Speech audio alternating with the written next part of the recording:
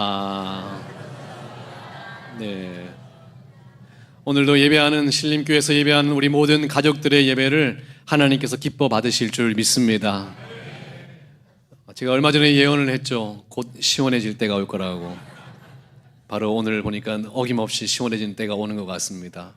더 큰 예언은 오늘도 하나님의 말씀은 여러분 가운데 이루어질 것이라는 것입니다. 여러분의 인생에 하나님이 주시는 말씀이 1.1핵도 사라지지 않고 그대로 이루어지기를 주님의 이름으로 축원합니다. 오늘 말씀의 제목을 함께 따라해 볼까요? 하나님이 너무 좋아서.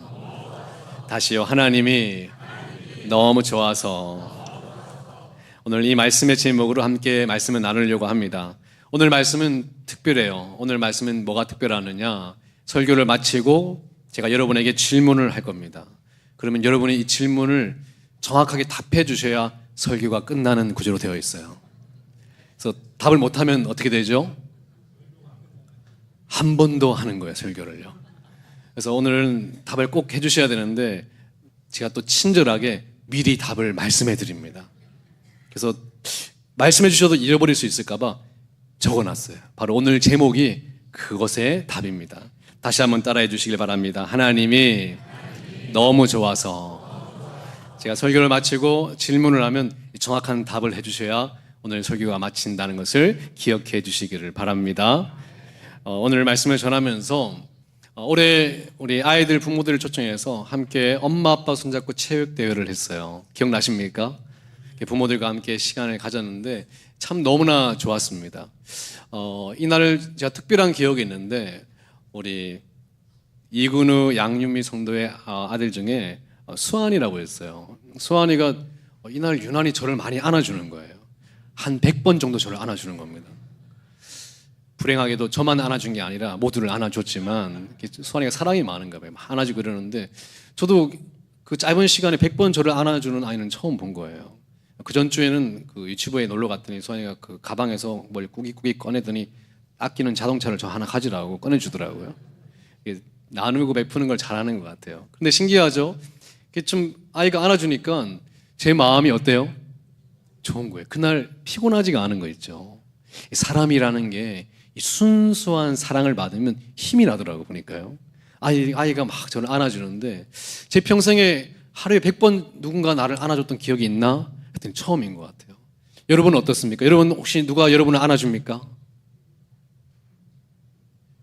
아무 답이 없으시네요. 네. 사람은 순수한 사랑을 받을 때 힘이 납니다. 그리고 아름답게 자라기를 시작해요. 근데 우리가 어느 날 성인이 되고 크면서 이 사랑이 순수하지 않고 계산적이 되고 give and take가 되죠. 순수하지 않아요. 근데 정말 살면서 귀하고 귀한 것은 순수한 사랑과 순수한 마음이더라고요. 여러분 이거 기억나실 겁니다. 하와이의 작은 마을 카우아이 섬. 이 섬은 너무 가난함과 빈곤과 마약과 술로 쪄들어 있는 그런 곳이었습니다. 그래서 학자들이 생각하기를 이곳에서 자라는 아이들은 건강하게 자란 아기가 어렵다고 결론을 내었는데 예상외로 건강하게 훌륭하게 자란 아이들이 많은 거예요. 학자들이 조사를 해보니까 뭐예요?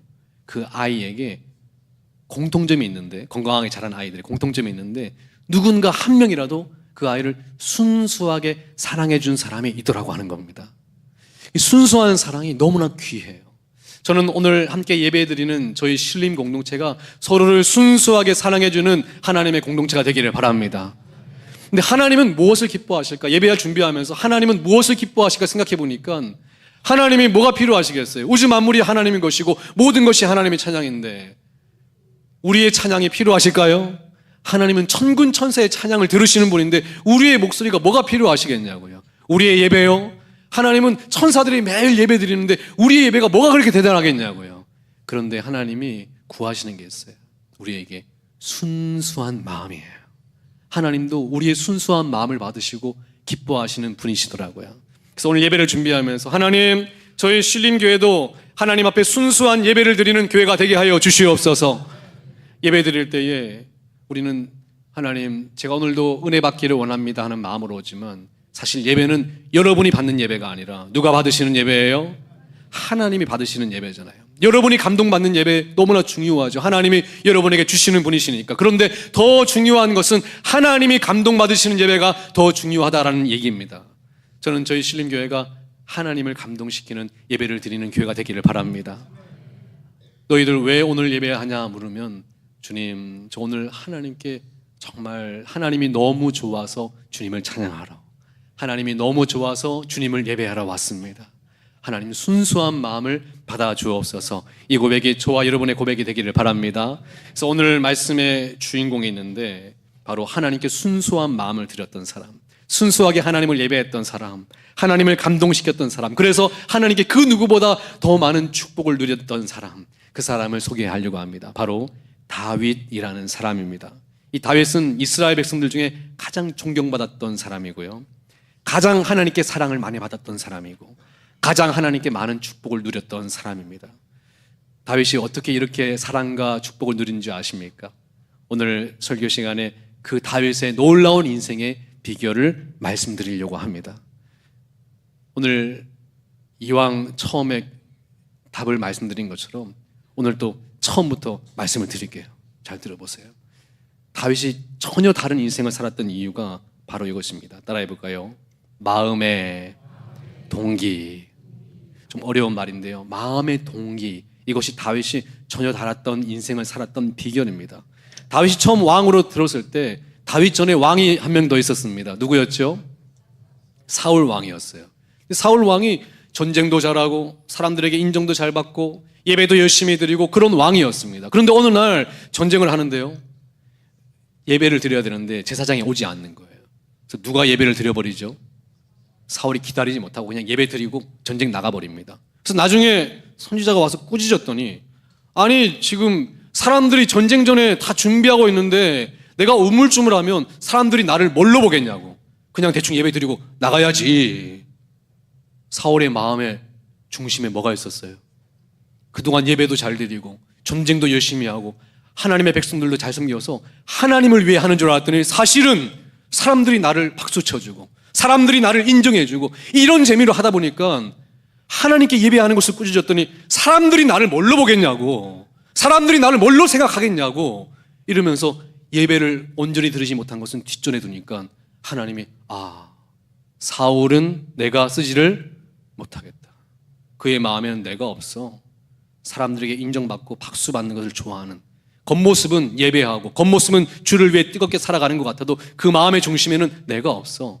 다른 사람으로 바꿔야 돼 하고 왕이 바뀌는 거예요.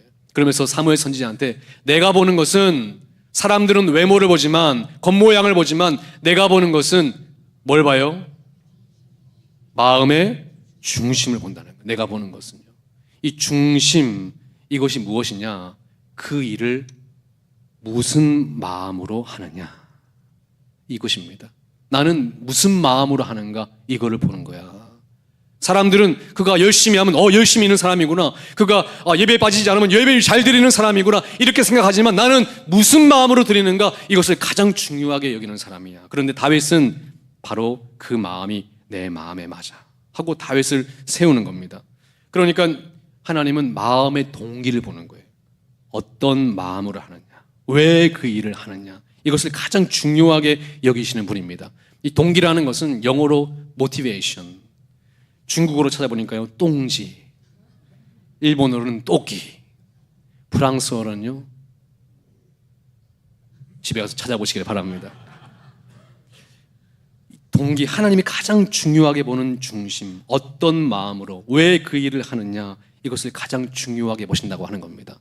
과연 다윗이 어떤 마음으로 했기 때문에 하나님의 마음을 움직였을까, 하나님께 인정받았을까, 그래서 하나님께 그 축복을 받았을까? 오늘 말씀에 그 비밀이 나와 있습니다. 사무엘하 7장 1절 2절 말씀을 함께 읽어보겠습니다. 시작. 여호와께서 주의 모든 원수를 무찌르사 왕으로 궁에 평안히 살게 하신 때에 왕이 선지자 나단에게 이르되, 볼지어다 나는 백향목 궁에 살거늘 하나님의 궤는 휘장 가운데 있도다. 다윗이 왕이 됐어요. 수많은 전쟁을 치르고 이제 전쟁도 정리가 되고 모든 것이 정리돼서 너무나 평화로워요. 하나님이 도와주셔서. 그런데 사람들이 이제 궁전을 하나 착 짓자고 하는 거예요. 백향목으로 너무 멋지게 지었어요. 다윗이 궁전에서, 백향목으로 지은 궁전에서 다 거니는데, 와, 너무 좋구나. 그런데 갑자기 누가 생각이 나요? 아니 장돌뱅이 같은 나는 이렇게 하나님 복을 주셔서 이렇게 사는데 하나님의 괴는 어디 있는가 보니까 이 광야에서부터 이루어졌던 그 천막에 거하는 것을 봤습니다. 다윗이 마음이 좋지 않은 거예요. 나단 선지자를 불렀습니다. 선지자 나단, 이건 아닌 것 같아. 하나님의 괴가 여전히 천막 가운데 있는 거 아닌 것 같아. 내가 궁전보다 더 좋은 성전을 하나님께 지어드리고 싶다. 이렇게 얘기했더니 나단 선지자가 그 마음이 좋게 보였나 봐요. 왕의 마음대로 하소서, 이렇게 얘기를 합니다. 그날 밤에 열왕기하 7장 4절에 보니까 하나님이 나단 선지자에게 나타나셨어요. 그러면서 이렇게 얘기하십니다. 내가 언제 백향목으로 지은 성전이 필요하다고 했냐? 지금까지 내가 광야에서 너희를 인도했는데 내가 언제 성전이 필요하다고 했냐? 성전 짓는다는 얘기를 왜 하냐? 이렇게 이해하시는 거예요. 필요했으면 진작에 내가 이야기를 했겠지. 그래서 이 부분을 보면 하나님이 원치 않으시는가 했는데 7장 5절부터 이렇게 얘기를 합니다. 나단 선지자, 이제 내가 지금부터 하는 말을 다윗에게 그대로 전해. 지금부터 내가 하는 말 잘 듣고 다윗에게 꼭 전해줘. 이렇게 하면서 갑자기 이런 이야기를 하시는 거예요. 무슨 얘기를 하시냐면, 다윗, 내가 지금부터 이스라엘의 모든 백성을 너에게 맡기고 싶어. 다윗, 내가 이제 네가 가는 곳에 내가 너와 함께 할 것이고 너의 이름을 위대하게 만들어 줄 거야. 그리고 앞으로 너를 건드리는 수많은 적들을 너를 해치 못하도록 내가 너를 보호해 줄 거야 하면서 다윗을 축복하시기를 시작하십니다. 하나님이 보니까 다윗이 그런 고백이 어떠셨어요? 마음에 감동을 받으셨던 것 같아요. 여기서 끝나지 않아요. 갑자기 11절에 보니까 네가 나의 집을 지어준다고? 아니, 내가 너의 집을 지어줄 거야 하고 다윗을 축복하십니다. 그리고 12절에 이어서 하나님 한 번도 그러신 적이 없는데 너의 너의 자녀들까지 내가 너 뒤에 왕으로 세워줄 거다. 하나님은 세습하는 분이 아니세요. 모세가 탁월한 지도자였지만 모세의 아들이 누군지 아세요? 우리는 이름도 모릅니다. 하나님은 다음 지도자는 여호수아, 탁월한 지도자를 따로 세웠습니다. 여호수아도 가나안을 정복했던 너무나 훌륭한 지도자죠. 여호수아의 아들이 누군지 아십니까? 몰라요. 하나님은 여호수아 다음도 다른 지도자를 세우셨습니다. 사울 왕을 세우셨지만 사울 왕은 좀 별로였지만 그의 아들 요나단은 괜찮은 사람이었어요. 근데 요나단도 아니었어요. 하나님 마음에 합한 자 다윗을 세우셨던 분입니다. 근데 하나님이 다윗만은 예외로 두시면서 오늘 이렇게 약속합니다. 내가 너의 후대를 세워줄 거라고. 하나님께서 다윗의 예외를 두시고 다윗의 자녀들을 축복하시기를 시작하십니다. 그리고 14절에 보니까 놀라운 얘기를 하세요. 나는 그에게 뭐가 되고? 이제부터 나는 너의 누구라? 아버지야. 너는 나의 아들이다. 이렇게 말도 안 되는 축복을 하시면서 네가 잘못을 해도 사랑의 매로 채찍으로 징계는 하겠지만 사울처럼 버리지 않고 내가 너를 끝까지 지켜주고 너의 가문을 지켜줄 거야. 너의 후대에 계속 왕위가 보존되게 내가 인도해 줄 거야 라고 다윗을 축복하는 놀라운 장면입니다. 여러분, 다윗이 성전을 지어드렸나요? 안 지어드렸어요. 그냥 뭐 하고 싶다? 내가 이렇게 사는데 하나님의 전을 더 좋게 해드리고 마음만 먹었을 뿐인데 하나님이 그 마음을 감동하시고 축복하시기 시작하는 겁니다. 저는 이걸 보고 무릎을 탁 쳤어요. 그리고 무릎을 한번 쳐보시기 바랍니다. 무릎은 이럴 때 치는 거예요. 이거구나. 하나님이 성전이 필요합니까? 하나님이 집이 필요하세요? 하나님이 집 지어준다고 해서 좋아했을까요? 아니에요. 하나님이 뭘 보신다고요? 마음의 중심, 마음의 동기. 왜 하나님의 집을 지어드리고 싶어 했나? 그거를 보시는데 다윗이 그 동기가 하나님을 감동시켰어요. 그래서 무릎을 치면서 제가 이렇게 생각했죠. 내가 이 다윗이 가졌던 왜 이 마음의 동기를 가지고 살면 하나님 앞에 귀한 축복을 누리는 인생이 될 수 있겠다 하는 그런 생각을 했어요. 열심히 사는 것도 중요하지만 성경은 진리의 말씀입니다. 어떻게 살아야 되는지를 가르쳐 주시는 거거든요. 그래서 이 말씀대로 다윗의 마음의 동기를 쫓아 살면 참 하나님 앞에 기쁘게 살아갈 수 있겠다는 생각이 들었어요. 다윗의 마음의 동기, 왜 하나님의 집을 지어드리고 싶어 했을까요?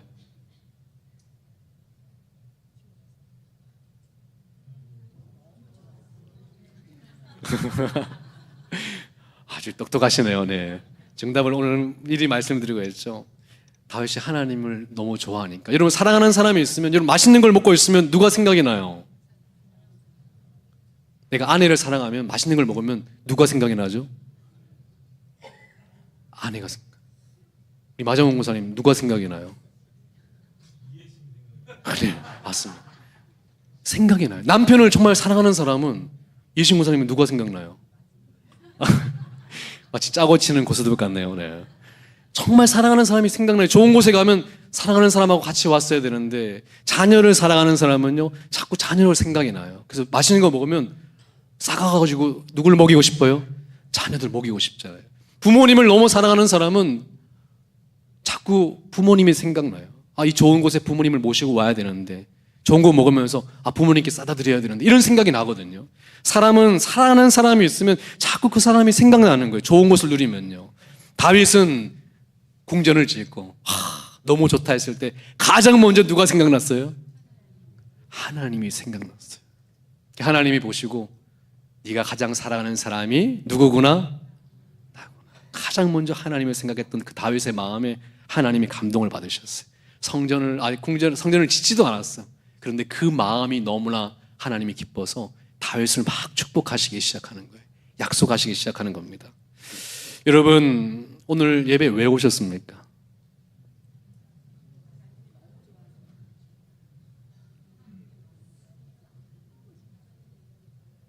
우리는요, 자꾸 우리가 받는다고 생각해요. 너무나 좋은 마음이죠. 그런데 사실 예배는 누가 받으셔야 된다고요? 하나님이 받으셔야 되잖아요. 우리의 마음을. 그래서 하나님께서 자꾸 묻는 거예요. 예배 온 여러분들에게. 여러분이 앉아만 있다고 받는 게 아니라 왜 예배 드리냐? 왜 찬양하냐고?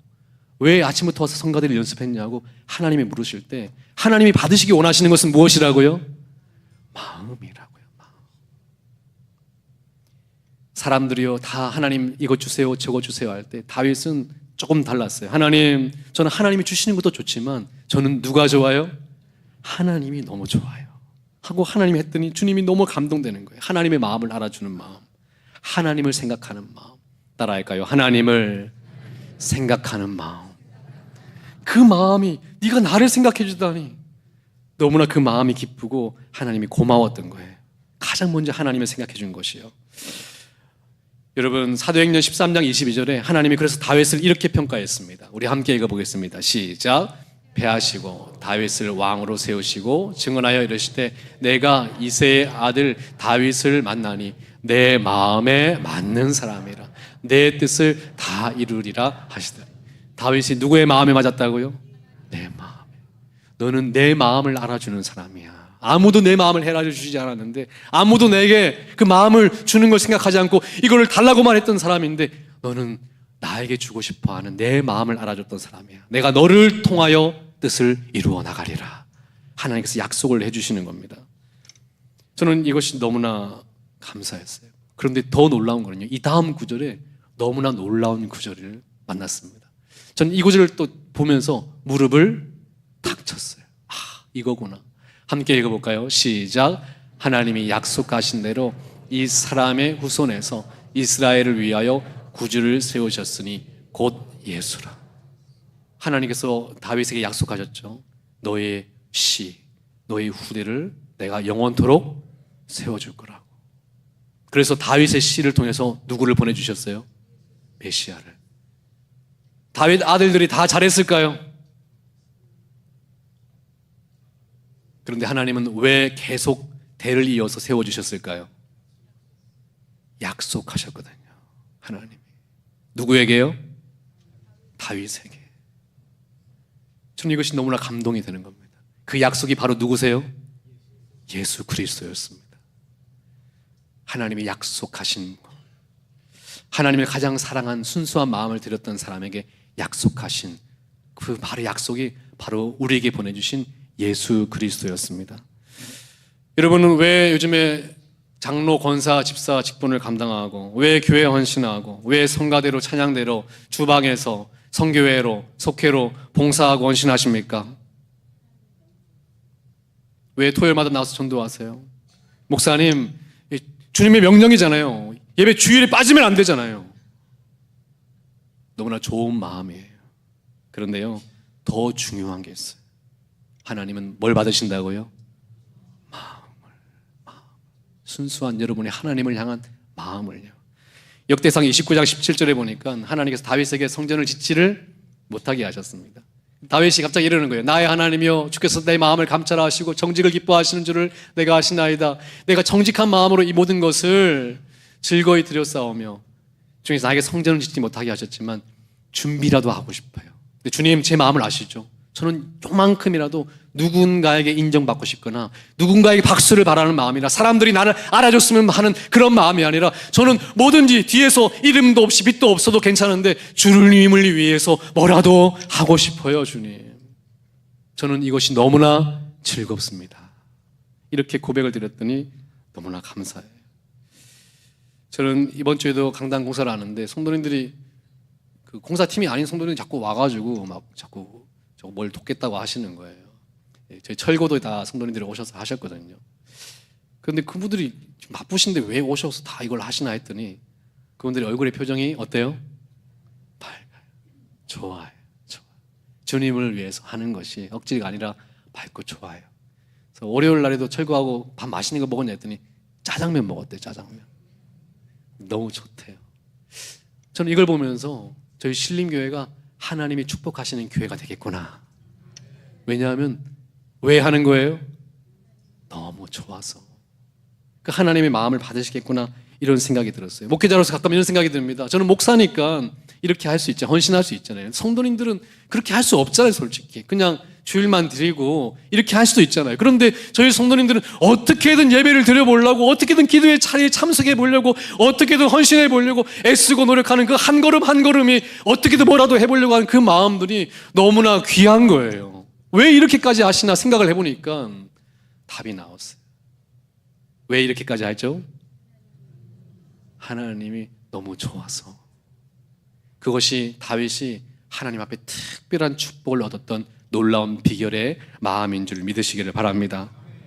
이런 말씀 있잖아요. 먼저 그의 나라와 의를 구하라. 그리하면 이 모든 것을 너희에게 더하시리라. 주님, 저는 계산 안 합니다. 하나님이 아시면 족합니다. 이 마음 가지고 주님을 위해 살아가는 사람에게 하나님이 더하시는 놀라운 축복이 있다는 것을 믿으시기를 바랍니다. 예수전도단을 처음 창시했던 로렌 커닝햄이라는 사람이 있습니다. 이분이 자기 아버지와의 일화를 적어놨는데요. 어느 날 저녁 노을을 보는데 아버지가 막 우시더라는 거예요. 아버지 왜 우세요? 물론 영어로 물어봤겠죠. 그랬더니 아버지가 이렇게 아름다운 노을을 보니까 내가 뭐라고, 우리 인간이 뭐라고 이렇게 천지 만물을 아름답게 만들어 놓으신 그 하나님이 너무 감사해서 눈물이 난다고. 아들아, 나는 하나님이 너무 감사해. 우리 인간이 뭐라고 이렇게 아름다운 자연을 만들어서 인간에게 주시려고 이렇게 하신 하나님의 그 마음이 너무 감사해 하면서 눈물이 났다는 거예요. 로렌 커닝햄이 그 마음이 너무나 감동이 됐어요. 하나님이 이 마음을 기쁘시게 받으시겠구나. 여러분, 오늘도 하나님이 수많은 교회에서 똑같은 예배를 드리지만 하나님이 받으시는 마음들이 있습니다. 하나님이 받기를 원하시는 여러분의 마음이 있습니다. 순수한 마음, 하나님이 너무나 좋아서 드렸던 그 예배, 하나님을 찬양하고 싶은 그 마음에 목 놓아 찬양하는, 하나님께 예배하며 하나님께 드리고 싶은 그 마음으로 이 시간에 집중해보는, 피곤한 눈을 막 비벼가며 하나님의 말씀을 들으려고 해 경청해보는 그 마음을 하나님이 받으시는 줄 여러분 믿으시기를 바랍니다. 다윗은 자꾸 이런 고백하는 거예요. 특별한 고백이 많습니다. 시편 23편 6절에도 내 평생의 선하심과 인자하심이 나를 따르리니 내가 여호와의 집에 영원히 거하리로다. 주님, 저는 주님과 함께하는 것이 너무나 좋아요. 이 마음이 있는 겁니다. 주님이 필요한 게 없어요. 오늘도 주님이 받으시는 것은 여러분의 순수한 마음입니다. 주님이면 족합니다. 그 마음이 여러분 가운데 있기를 바랍니다. 이 마음이 있는 사람은 세 가지의 힘이 있어요. 첫 번째 힘은 핍박을 이길 수 있는 힘이 있습니다. 무엇이냐면 여러분, 내가 좋아하고 사랑하는 것은 절대 포기할 수 없죠.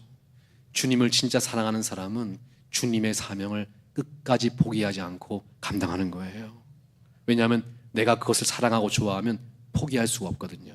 로미오와 줄리엣 아시잖아요. 핍박이 와도 사랑하면 멈출 수가 없듯이 주님을 사랑하면 끝까지 주님을 위해서 살아가는 것입니다. 왜 포기하고 싶고 낭망하고 때려치우고 싶은지 아세요?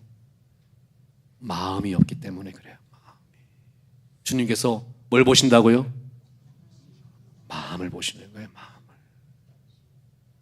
오늘도 여러분 주님 앞에 마음을 들으시기를 바랍니다. 이 마음 있는 사람은 두 번째는 결과에 상관없이 기쁨을 빼앗기지 않아요. 예전에는 기도가 응답이 안 되면 기분이 나쁘고, 하나님이 나에게 이거 안 주시면 기분이 나쁘고, 이 교회 저 교회 막 떠돌이로 다니면서 다 마음대로 신앙생활하고 내 마음대로 했는데, 하나님을 진짜 사랑하고 마음이 있는 사람들은 결과에 상관없이 기쁜 거예요. 무화과 나무 잎이 마르고 포도 열매가 없어도, 감람나무 열매 그리고 논밭에 식물이 없어도, 우리의 양떼가 없고 외양간에 송아지가 없어도 난 여호와로 말미암아 즐거워하리. 난 여호와로 즐거워하리. 난 구원의 하나님으로 인하여 뭐하리라? 기뻐하리라. 할렐루야. 하나님이 주시면 받고 하나님이 거두시면 내려놓겠습니다. 하나님이 복 주시면 누리다가 하나님이 가져가시면 거기까지입니다. 저는 하나님이 주시는 것이 좋아서 따라온 것이 아니라 누가 좋아서요? 주님을 좋아서, 주님이 좋아서 쫓는 것입니다. 결과에 상관없이 기쁨을 빼앗기지 않는 힘이 있는 줄 믿으시기를 바랍니다. 그리고 마지막으로 위기가 찾아와도 늘 다시 일어설 수 있는 거예요. 다윗이 가장 큰 위기가 왔을 때가 그의 아들 압살롬이 아버지를 죽이고 왕으로 되려고 했던 때였거든요. 아들이 아버지를 죽이려고 했잖아요. 근데 더 큰 어려움이 뭐냐면 주위의 사람들이 하하하 다윗 겉봐라, 그동안 거만하게 굴고 교만하게 굴더니 왕이 돼서 의시되더니 하나님이 너를 치시는 거야. 하나님이 너를 버리시는 거야. 너는 하나님께 구원을 받을 수가 없어. 너의 아들을 손을 통해서 하나님이 너를 죽이시는 거야. 사람들이 그의 믿음과 신앙을 비아냥대기를 시작했어요. 너는 구원을 못 받는다고. 그랬더니 2절에 그랬더니 3절에 다윗이 그 얘기를 듣고 바로 이런 고백을 합니다. 함께 읽어볼까요? 시작. 여호와여, 주는 나의 방패시요 나의 영광이시요 나의 머리를 드시는 자니시다. 하나님에 대한 마음이 있는 사람은 주님과 가까운 사람이에요. 주님이 어떤 분인 줄 아는 거예요. 사람들의 이야기에 휘둘리지 않는 거예요. 주님은 나의 영광이고 내 평생에 주님은 나의 방패셨고 주님은 나의 구원이셨습니다 하고 여전히 분명한 신앙의 고백을 드린 줄 믿으시기를 바랍니다. 위기 가운데도 분명한 신앙 고백 앞에서 다시 일어서는 것이에요. 이것이 주님 앞에 진짜 마음을 가진 사람의 능력과 영광입니다. 여러분, 하나님이 여러분의 머리시고 여러분의 영광이시고 여러분의 방패시고 여러분의 구원이십니까? 이 고백은 배워서 하는 고백이 아니라 진짜 하나님께 마음으로 살아가는 사람이 마음으로 드리는 고백인 줄 믿으시기를 바랍니다. 이 말씀을 이제 정리합니다. 나 여호와는 중심을 보느니라. 이 히브리어로 레바브라는 것은 내면이에요. 왜 그걸 하는지 동기를 본다는 뜻입니다.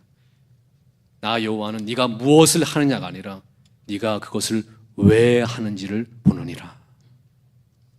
그 중심을 보신다는 거예요. 중심을요. 여러분에게 겉모습으로 어떤 모습으로 비춰지는지가 아니라 여러분이 그것을 왜 하려고 하는지 마음의 동기와 중심을 보시고 축복하시는 분입니다. 여러분이 왜 예배를 드리는지, 왜 봉사를 하려고 하는지, 왜 헌신하려고 하는지 그 마음의 동기가 하나님께 맞아야 되는 거예요. 드디어 질문의 시간이 왔습니다. 이 질문에 답을 못하면 한 번 더 하는 거예요. 질문하겠습니다. 여러분은 이 자리에 왜 있으십니까?